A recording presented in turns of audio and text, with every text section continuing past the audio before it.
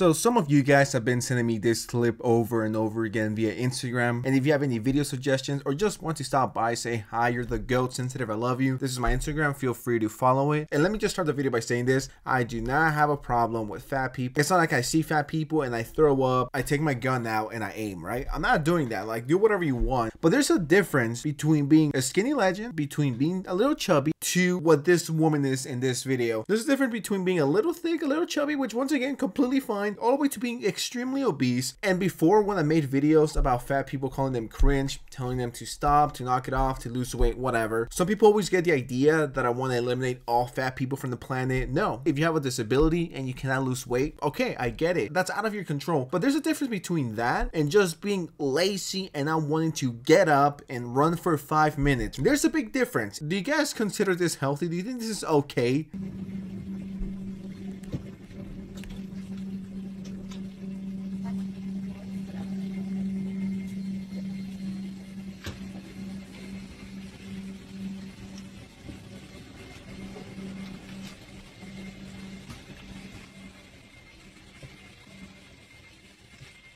There's no way in hell you could live like this and be like, yeah, I want to live this lifestyle. It's completely healthy. I'm not saying this to be a dig. You can Google it. Being obese, you're not a little overweight. A few pounds here and there, completely valid. But for you to be 400 plus pounds, do you know how horrible that's for your legs, your back, and your whole body overall? It takes 2 seconds to find out being extremely overweight, being obese, is not healthy at all. I don't know how you can disagree with that. What are the pros of being morbidly obese? I did stumble upon her TikTok and her YouTube channel, which I don't think I could show. All of her posts are about traveling as a fat person. That's her whole personality. That's her whole gimmick. Cost of flying while fat.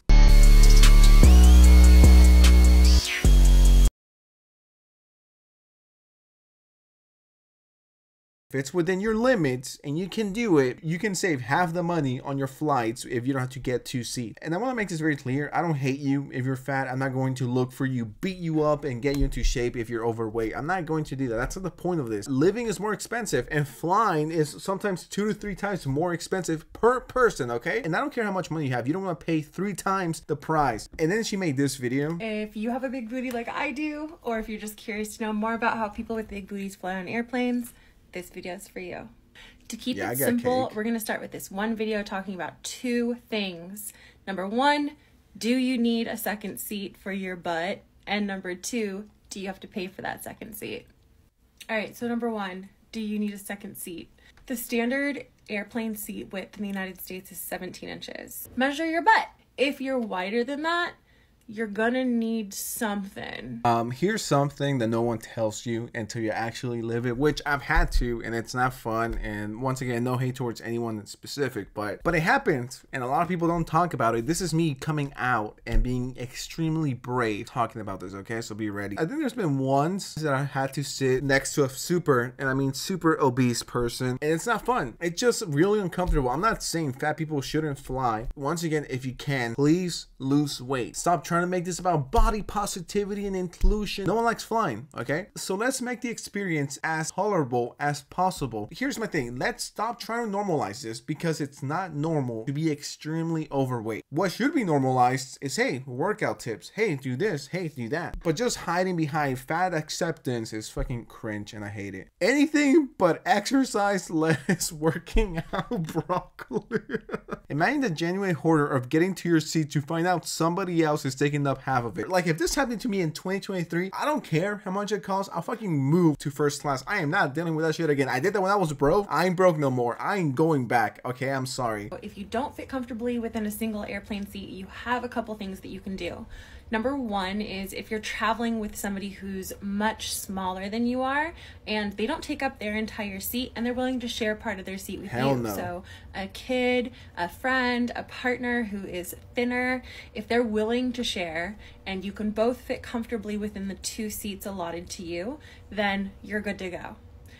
Another option is, and this is really rare, but if your flight is coming up really, really soon and you're just buying your tickets, sometimes the booking agent will be able to tell you, look, this flight is super, super empty. There's no need to buy a second seat.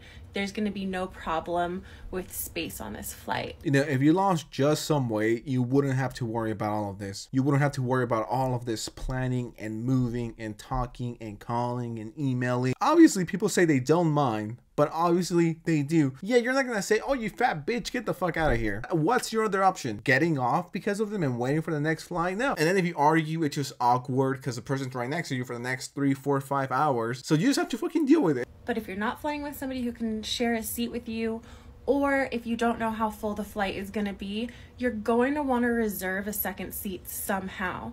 Different airlines have different policies for this. Some make it easier than others. Start with Southwest Airlines. If you have access to Southwest, they have by far the best policy for this. These people do anything but work out. Oh, instead of working out, I'm gonna come up with like 5 to 10 different excuses on what I can do instead of doing that because I don't want to work out. Working out in 2023, bring on that. Bring on high cholesterol. Bring on heart attacks. Bring on my back killing me and my ankles killing me because I have to carry 450 pounds. If you're flying all the time, you obviously have the money to buy a fucking treadmill. It's not like we don't have access to the gym. Hell, you don't have the money for it, you can run. Like, there are so many options. You don't need to spend thousands of dollars, not even hundreds of dollars, or start getting into it. Make a banger playlist and go about your day. But with that said, what do you guys think of the situation? Let me know in the comments below. Make sure you like, share, subscribe. Appreciate you, and I'll see you next time. All right, peace.